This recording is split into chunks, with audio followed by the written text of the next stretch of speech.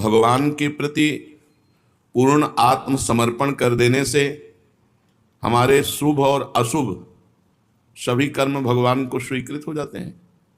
हाँ, ये बहुत सुंदर बात है, ये बहुत विश्वास करने योग्य बात है, बड़े आनंद की बात है कि जैसे हम एक मकान किसी के नाम में लिख देते हैं, पूरा का पूरा मकान जब हम अपना अधिकार हटा देते हैं और किसी को दे देते हैं तो उस मकान में जो कूड़ा करकट, टूटा फूटा, जाल, छिपकली, जो कुछ सब उसी के नाम हो जाते हैं।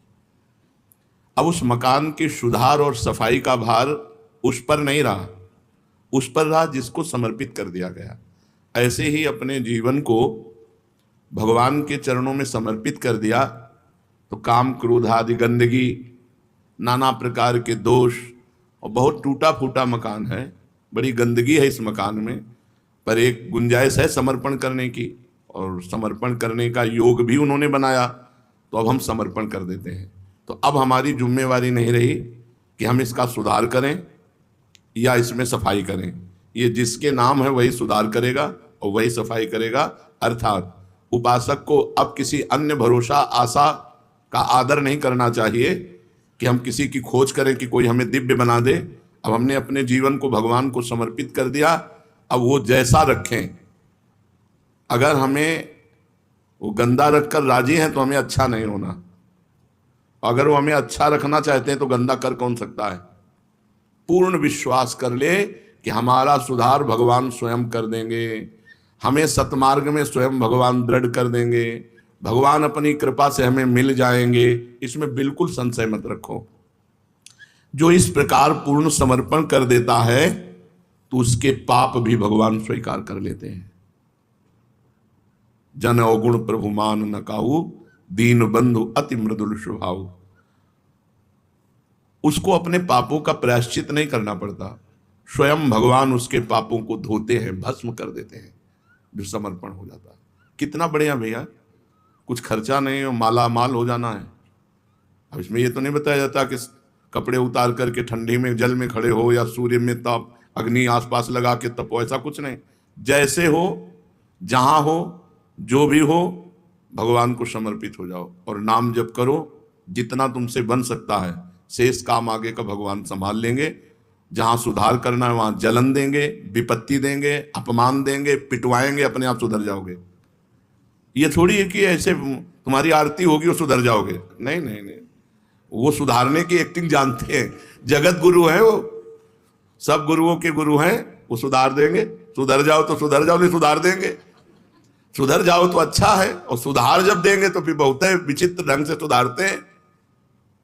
बोले अब शरीर में कैंसर हो गया, बचने की गुंजाइश नहीं। अब हे भगवान आओ लाइन में। उनके लिए शरीर में कैंसर होना कोई बड़ी बात थोड़ी। शरीर एक कपड़ा है, जीव अविनाशी है, अविनाशी का कुछ होना नहीं, विनाशी को मरना है। अब जहां शरीर का भरोसा था, शरीर के भोग थे, शरीर से आनंदित हो रहे थे, अब शरीर में आ गया कि बचने की आशा नहीं है। तो फिर जब बचने की आशा नहीं होती तब ऐसे होता है, हे नाथ अंदर से कि अब तो मैं आपकी, वो उसी समय काम बन गया। घंटा दो घंटा थोड़ी लगते हैं। आर्त भाव से गजेंद्र ने पुकारा, एक क्षण में भगवान ने उद्धार कर दिया। अंतिम समय जीव भगवान के आश्रित हो जाए तो अंतिम श्वास में काम बन जाए, एक सेकंड में काम बन जाए। तो समर्पित हो जाओ, सोच समझ के समर्पित हो जाओ, नहीं वो व्यवस्था कर देंगे। अगर व्यवस्था चाहते हो कि अब अपने आप करवा ले तो करवा तो लेंगे पक्का, पर उनके हथकंडे बहुत विचित्र है। ऐसे हथकंडे विचित्र है कि ऐसा लगेगा कि अब जीना मुश्किल है। तब कहेंगे हमारा रास्ता है, आओ। पिटवा देते हैं, पुजवा देते हैं, किसी काम का नहीं रखते हैं, केवल अपने नाम का रखते हैं, ये मेरा है। अब ऐसे जैसे कुम्हार मिट्टी को कूट कूट करके, मसल मसल करके एक कंकड़ी ना रह जाए। अगर एक कंकड़ी रह गई तो वहीं से बर्तन फूट जाएगा। इतनी सरसों जैसी कंकड़ी रह जाए तो पूरा घड़ा बेकार हो गया। ऐसे ही भगवान कूट कूट करके अपने भक्त को बिल्कुल निराभिमान, दैन्य, सरस, सहज, सरल ऐसे बना देते हैं। वैसे बनाएंगे तो वही, लेकिन हमें लगता है जितनी सामर्थ्य थी पहले बन जाओ फटाफट, उनके ऊपर मत छोड़ो। नहीं, वो अपना जब प्रोसेस शुरू करते हैं तो दोनों किडनी फेल। जिस आश्रम में रह रहे उससे भी निकाल दिए गए। झोला टांगे राधा वल्लभ जी सामने बैठे, न रहने का ठिकाना, न खाने का ठिकाना, न कोई बात करने वाला, न कोई बोलने वाला। कहीं का नहीं रखते। जो कहीं का नहीं रहता वो प्रभु का होता। असली में शरणागति तभी होती है जब कोई आश्रय नहीं रह जाता। ये दुर्भाग्य है कि ऐसे सुहृद भगवान का हम तब आश्रय लेते हैं जब कोई आश्रय नहीं रह जाता। नहीं तो हम पहले ही आश्रय ले लें तो ऐसी घटना ही नहीं हो पाएगी। यदि महल में ही पुकार देती द्रौपदी जी तो केस पकड़ने की सामर्थ्य नहीं दुशासन की थी कि वो केस पकड़ के घसीटता हुआ सभा में लाता। वो जब केस पकड़ा तो उनको भरोसा पांडवों का हुआ, प्रभु का नहीं हुआ। प्रभु का भरोसा, प्रभु का आश्रय, वो सब सुधार लेंगे। देखो बिगड़ा भी उन्हीं से है, बनेगा भी उन्हीं से। बिगड़ा उनसे कैसे? उन्हीं की तो माया शक्ति है, उन्हीं की माया शक्ति ने बिगाड़ा है और कृपा शक्ति बना देगी। दोनों हाथ उन्हीं के हैं, एक हाथ से उन्होंने बिगाड़ा है तो दूसरे से बना देंगे। तीसरा कोई ऐसा नहीं है जो हमें बना सके। उनके एक हाथ ने बिगाड़ा है वाम मार्ग, उनके विरुद्ध चलने वाले हमारी जो इच्छा है वही हमें बिगाड़ दी। ये इच्छा माया से जागृत हुई है। और दायां मार्ग, उनके अनुकूल चलने की जो इच्छा है ये भगवान की भक्ति से जागृत होती है, उनकी कृपा से जागृत होती है। तो हमारी दुर्गति भी उन्हीं से हुई और सदगति भी उन्हीं से होगी। तुम्हारी माया बाजी पसारी विचित्र, सुनि मुनि मोहे काकी कोड़, कह हरिदास तुम हारे और हम जीते तो न तोड़। बिल्कुल निश्चिंत रहो, कोई दावा ऐसा नहीं है जिसमें भगवान हमको फेल कर सके। बोले तू कामी भ्रष्ट हो गया, तो आप कहां थे जब मैं आपकी शरण में हूं? तो आप कहां थे? और आकर्षण किसने किया और भ्रष्ट किसने किया? आकर्षण आपकी माया ने किया। डांट देते हमें, उसको डांट देते, तब तो देखते रहे। अब निर्णय तुम्हीं को करना है। तुम्हारी माया बाजी पसारी विचित्र, सुनि मुनि मोहे काकी कोड़। किसकी गोद में बैठकर बड़े बड़े मुनिजन भूल कर गए आपकी माया की। तो तुम हारे और हम जीते तो ना तोड़। फिर भी आप कि मैं हार गया तो अब चलो इसका कल्याण करना बंद कर दे, फिर भी आप सुधारने में लगे हो। जय हो आपकी। यद्यपि आप हार चुके हो सुधारते सुधारते, और हम बिगाड़ते बिगाड़ते जीत गए हैं, लेकिन फिर भी आप सुधारने में लगे हो, इसलिए आपकी जय हो। पक्का समझो, शरणागत का सारा भार प्रभु ले लेते हैं। अपने को बिल्कुल बेपरवाह होना है। अपने जितने बेपरवाह हो जाते हैं उतने ठीक हो जाएंगे। ऐसे हो जाओ, नाथ पूरा भार आपके चरणों में, मेरे से कुछ नहीं संभरेगा। तो उस भक्त के पाप भी भगवान स्वयं भस्म कर देते हैं, स्वयं भगवान धोते हैं। ये भोग वासना भरे हृदय से समर्पण हो जाए तो क्या भगवत प्रेम मिल जाएगा? हमारे हृदय में भोग वासनाएं हैं, बड़ा गंदा है, और ऐसे ही हृदय से ऐसे समर्पण कर दें तो भगवान मिल जाएंगे, प्रेम मिल जाएगा। हाँ, ये बहुत छूट वाला, जैसे दीपावली को छूट होता है ना, 25% छूट, 40%, इसमें 100% छूट है। ये शरणागति का ऐसा मार्ग है 100% छूट वाला। इसमें 1% का कोई, पूरा का पूरा छूट है। कह रहे हाँ, जैसे पतित हो, जैसे गंदे हो, जैसे हो वैसे ही भगवान की। अपिचेत सुदुराचारो भजते माम अनन्य भाग, साधुरेव समंतव्या सम्यक व्यवसिता हिसा। जिसने ईमानदारी से अपने आप को भगवान के चरणों में समर्पित कर दिया, उसकी आसक्ति, उसकी वासना, उसकी कामना स्वयं भगवान ले लेते हैं। स्वयं भगवान ले लेते हैं, अपने चरणों में आसक्ति करा देते हैं और भगवत सुख की वासना जागृत कर देते हैं और अपने मिलन की कामना जागृत कर देते हैं। आसक्ति अपने चरणों की, वासना भगवदानंद की, कामना भगवत मिलन की। ये शरणागति की आसक्ति, वासना, कामना, ये भगवान बदलते हैं। बोले हमारी तो नहीं बदले। चुप रहो, चिंता मत करो, कोई घाटे में थोड़ी हो। नहीं बदले तो घाटे में तो हो नहीं। शरणागत हो गए हो तो अब संशय मत करना कि मैं हुआ हूं कि नहीं हुआ हूं। ऐसा मत करना, मैं शरणागत हूं, हृदय से पक्का विश्वास, प्रभु का शरणागत हूं। बदले गुरुदेव भगवान ने एक बार कहा, तुम चिंता क्यों करती हो, प्रिया प्रीतम का शरणागत है। ये सुनकर अपार सुख हुआ कि हम तो शरणागत जो हैं जैसे हैं, लेकिन मेरे गुरुदेव कहते हैं कि वो प्रिया प्रीतम का शरणागत है। अब हमें चिंता की बात नहीं, अब हमारी कोई चिंता की बात नहीं। हम तो कहते ही शरणागत हैं और गुरुदेव ने कह दिया वो प्रिया प्रीतम का शरणागत है, तुम्हें चिंता करने की बात नहीं। तो गुरुदेव ने मेरा सारा भार प्रिया प्रीतम को दे दिया। अब वो जिम्मेवारी देखें, हमारी थोड़ी जिम्मेवारी कोई है। तो हम अपनी शरणागति पर कभी प्रश्नवाचक चिन्ह न लगावें कि पता नहीं हमारी उस कोटि की शरणागति है कि नहीं जिस कोटि में भगवान ऐसे कामना वासना आसक्ति का परिवर्तन कर देते हैं। कोटि ओटि हम नहीं जानते, हम जितने हैं जैसे हैं आपके हैं। हे प्रभु, जो कमी हो, जहां कमी हो, जैसे दूर करना हो आप कर लो, मैं आपकी शरण में हूं। शरणापन्न भक्त को कोई कर्म करना चाहिए, हाँ, वो अथक परिश्रम करता है, वो कायर थोड़ी होता है।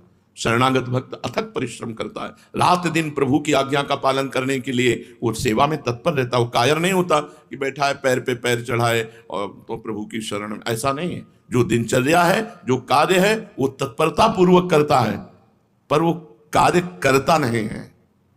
वो देख रहा है भगवान यंत्रवत मेरे से करवा रहे हैं, उसका कोई फल, उसकी कोई कामना नहीं, कोई वासना नहीं।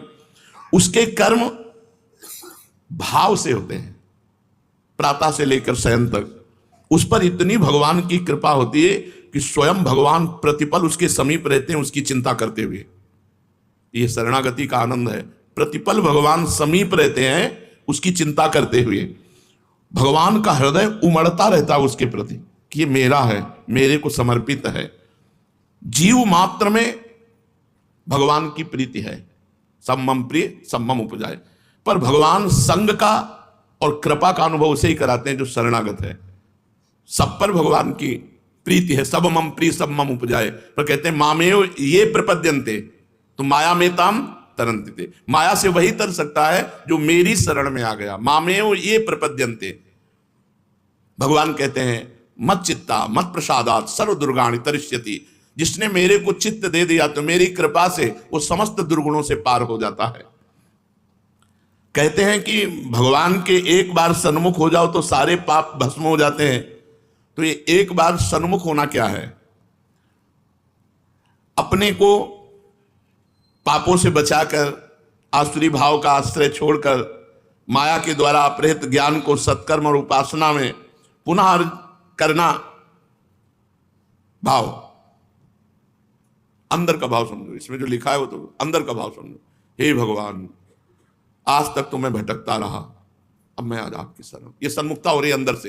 हे भगवान, आज तक भटकता रहा, कहाँ कैसे सुख मिले, कैसे शांति मिले, कैसे आनंद मिले, दया निधान, जीवन बर्बाद हो गया, कुछ लाभ नहीं मिला, अब मैं आपकी शरण में। यह सन्मुखता। जीव संसार से पीठ करके जब भगवान की तरफ होता है तो उसमें समस्त भागवतिक सद्गुण जागृत होने लगते हैं और उसी क्षण सन्मुख होए जीव मोई जबहि जन्म कोटि अगनाशों तबहि। करोड़ों जन्मों के पाप नष्ट कर देते हैं। तो बोले फिर भोग क्यों भोगना पड़ता है? तो कर्मों का नहीं भोगना पड़ता, वो प्रारब्ध भोगना पड़ता है। संचित कर्म भस्म हो गए, क्रियमाण निष्फल हो गए, लेकिन प्रारब्ध जो जिससे शरीर रचा गया था, शरणागत आज हुए हो और शरीर बहुत पहले रचा गया था, तो रचने के समय जो कर्म रखा गया कि इसमें आपको ये दुख मिलेगा, इसमें आपको ये सुख मिलेगा, वो शरणागत होने पर, सन्मुख होने पर भी आपको भोगना पड़ेगा।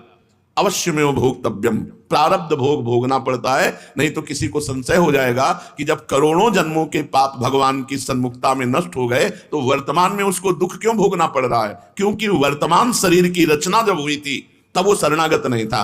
वर्तमान शरीर की रचना होते समय उसके सुख दुख वाले शुभ अशुभ कर्म मिश्रित करके शरीर की रचना की गई। तो जब अब शरणागत हुआ है तो संचित कर्म भस्म हो गए, क्रियमाण निष्फल हो जाएंगे, वो आपको बांधेंगे नहीं, लेकिन प्रारब्ध आपको भोगना पड़ेगा। इसीलिए बड़े बड़े सिद्ध संतों के भी जीवन में प्रारब्ध भोग आता है। तो प्रारब्ध को भोगते हुए भगवान की शरण में रहो, निश्चिंत रहो, निर्भय रहो, नाम न भूलो। नाम भूलने वाले ये शरणागति के भाव को धारण नहीं कर पाएंगे। और इस पर हम कोई गुंजाइश नहीं रखना चाहते कि हम भगवान को भूले हैं तो चलेगा, क्योंकि हम भगवान की शरण में नहीं। तो ऐसे रहो, भगवान की शरण में रहो।